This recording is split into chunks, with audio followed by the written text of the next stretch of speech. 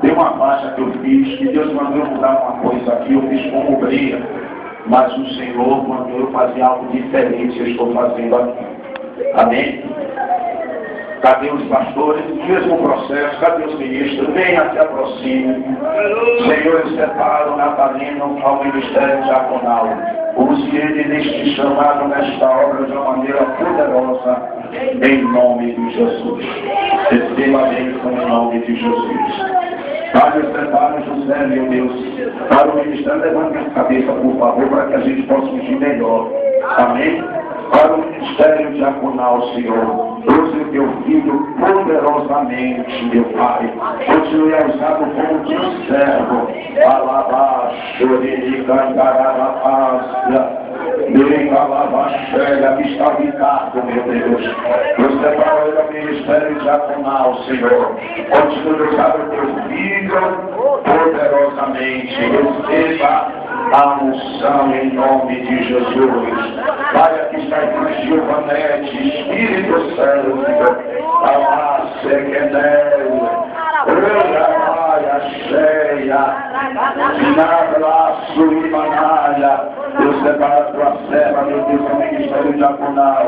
Continue usando a tua filha.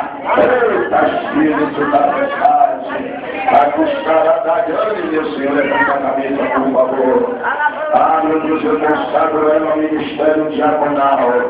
Eu com a tua filha, em nome de Jesus, meu Deus. Aqui está Euridice, meu Pai. Eu separo ela ao ministério diaconal.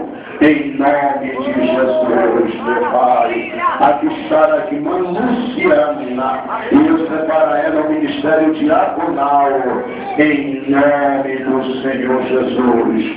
Aqui está a Márcia. E eu separo ela ao ministério diaconal. Em nome de Jesus. Aqui está a Edna, meu Senhor. E eu separo ela ao ministério diaconal. Em nome de Jesus. Aqui está o Lucas, Pai. Está tudo separado como obreiro da sua obra.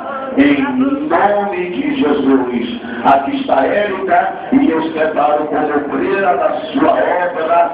Em nome de Jesus.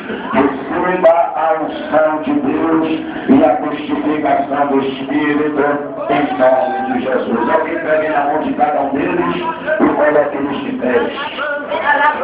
Glória a Deus. Agora, todos podem pegar uma faixa aí dos ministros.